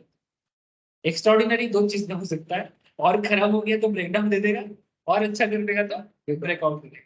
तो यही चीज है, यही चीज है। अब time to time long run में आपको चेंजेस ज्यादा दिखता है, एक पॉइंट है सर, इकोनॉमिक्स का पॉइंट है। लॉन्ग रन में आप देखोगे कि चेंजेस हो सकते हैं, बट शॉर्ट रन में चेंजेस होने का चांसेस कम। यानी अगर आप देखोगे कि कोई कोई स्टॉक एक साल ट्रैक करोगे, एक साल में ना उसका नेचर ज्यादा नहीं बदले। अगर आप रिलायंस को देखते हो 2013, 14, 15 उस टाइम पे मैं जब स्टॉक मार्केट को बेसिकली एनालिसिस करना स्टार्ट किया था, 2013, 14, 15, 16 रिलायंस में ज्यादा कोई मूवमेंट ही नहीं। लेकिन 17, 18 ऑनवर्ड्स, ठीक है, रिलायंस का अलग ही लेवल का मूवमेंट चालू। तो 17, 18 ट्रेडर के लिए अच्छा, माने जो जब मार्केट में ज्यादा कुछ हलचल नहीं है ना, तो ट्रेडिंग करने के लिए अच्छा, माने वो एक सर्टेन जोन में आता है, फिर बढ़ता है। ठीक है, अरे मार्केट मानो यहाँ है, यहाँ से यहाँ आया, फिर यहाँ गया, फिर यहाँ आया, मैंने वही जान पहचाना लो, यही करता है ये चैनल, यही करता है एक चैनल के अंदर ये ट्रेडिंग करने के लिए एक बहुत बेहतर डिसीजन। और कभी कभी देखो कि कोई स्टॉक में 6 महीना ऐसा चल रहा है, एक साल ही ऐसा चल रहा है, हिंदुस्तान यूनिवर्सिटी को समझ में आ रहा है? जोन, जिसको जोन ट्रेडिंग भी बोलते हैं, और एक प्राइस जोन में ही वो घुमा के रख रहे हैं। तो अगर आप ऐसे पैटर्न देख लेते हो ना, और आपको स्टॉक के बारे में या उसके पर्टिकुलर सेगमेंट के बारे में आइडिया लग रहा है कि ज्यादा कुछ नहीं होने वाला, पर ट्रेडिंग के लिए अच्छा है। इनकम ये गले तो जो ওই এগুলি 2450 না কোন 2600 দিচ্ছে ठीक है, मैंने वही बार बार कहने चल रहा है, बार बार चल रहा है। ये कंपनी का प्लान নেই তো কোনো গ্রোথ নেই ये सिटीनल ये आईटीसी প্ল্যান হ্যাঁ, এই ধরনের জিনিসে ট্রেড নিয়ে খুব মজা আছে, কারণ ও একটা সার্টেন লেভেলে যাবে আর সার্টেন লেভেলে না যাবে, নামবে, মানে একটু সেলার বুক করবে প্রফিট, আবার নিচে নামবে, আবার আমাদের আইটিসি চার্জ তো করতে দিতে হবে আমাদের করে চ্যানেল হিন্দুস্তান আমার ফুল চ্যানেল। হ্যাঁ এক্স্যাক্টলি। ইউজ আছে না চলে গেল? ये वो ऊपर है আছে স্যার, আছে ইউজ স্যার। আছে, চলে যাচ্ছে তো? वो चैनल হ্যাঁ স্যার।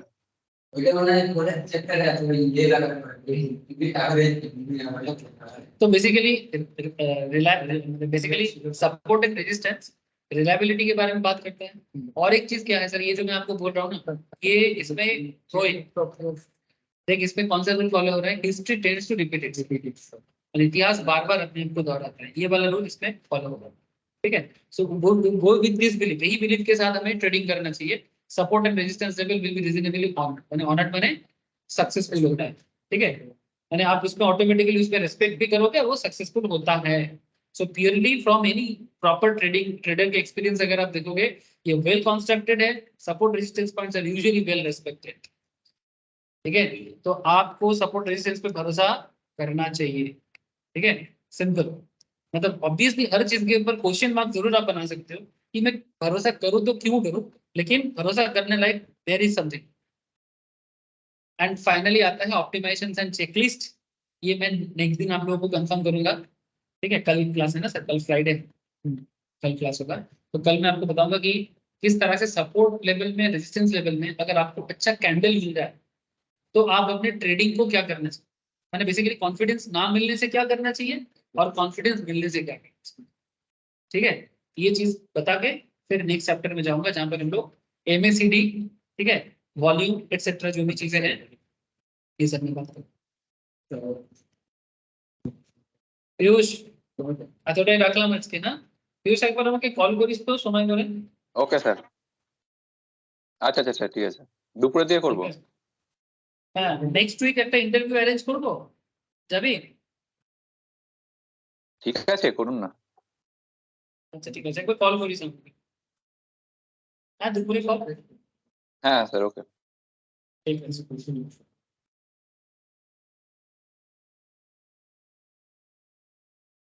Okay sir, bye. ये क्या বাই স্যার।